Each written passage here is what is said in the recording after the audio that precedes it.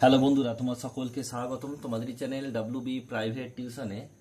তো আজকের এই ভিডিওতে আমরা রায়মার্টিন প্রশ্নবিচিত্রা 2025 পঞ্চম শ্রেণীর পরিবেশ বিষয় যে তোমাদের দ্বিতীয় টেস্টের জন্য 2 নাম্বার স্কুল রয়েছে 208 নাম্বার পেজে। তো এই প্রশ্নপত্রের সম্পূর্ণ উত্তর নিয়ে আজকের এই ভিডিওতে আমরা আলোচনা করব।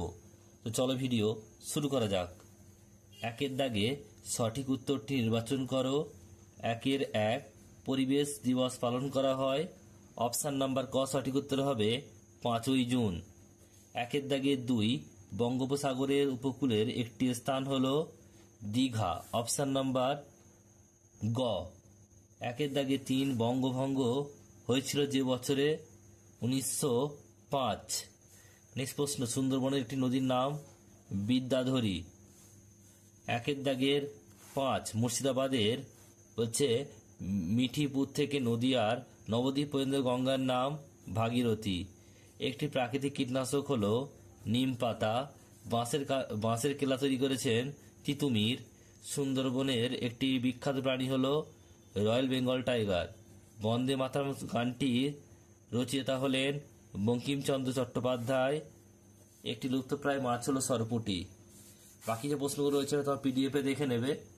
3 দাগের 2টা বলছি, দেখো যে প্রদত্ত শহরগুলি জেলাগুলি শহর নাম লিখতে হবে। দার্জিলিংটা দার্জিলিং হবে, কালিম্পংটা কালিম্পং হবে, হাওড়াটা হাওড়া হবে।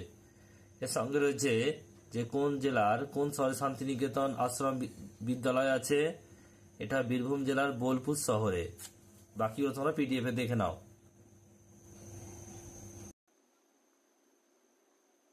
2 দাগের 1 প্রশ্ন বলছে নিচের প্রশ্নগুলো উত্তর দাও, সংক্ষিপ্ত উত্তর দাও।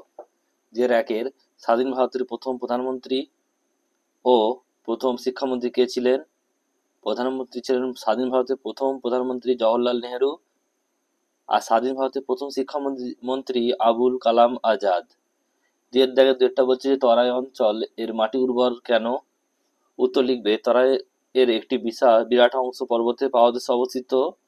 তিস্তা, মহানন্দা প্রভৃতি পাহাড়ি নদীর পলি জমার ফলে তরাই অঞ্চলের মাটি উর্বর হয়।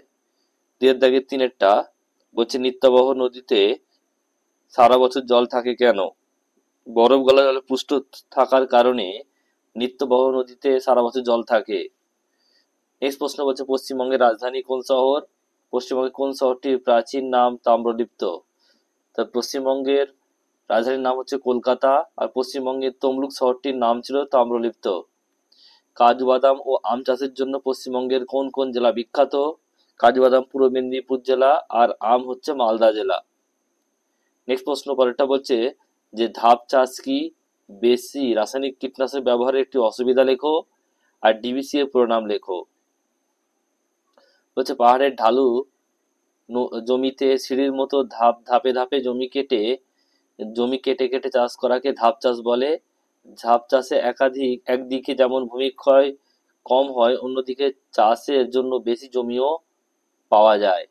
রাসায়নিক কীটনাশক ব্যবহারের একটি অসুবিধা হলো রাসায়নিক সার দিলে জমির উর্বরতা কমে যায়, ফলে ফলন কমে যায়। আর ডিবিসি এর পুরো কথা হচ্ছে কি? Damodar valley corporation. দেখো এরপর রয়েছে তোমাদের নেক্সট প্রশ্ন যে রয়েছে 3 দাগের 2টা কি বলছে? শহরগুলো লিখতে হবে। দার্জিলিংটা দার্জিলিং হবে, কালিম্পংটা কালিম্পং হবে, হাওড়াটা হাওড়া হবে। এরপর দেখো সঙ্গে রয়েছে যে কোন জেলার কোন শহরে শান্তিনিকেতন আশ্রম অবস্থিত? বীরভূম জেলার বোলপুরে শহরে অবস্থিত।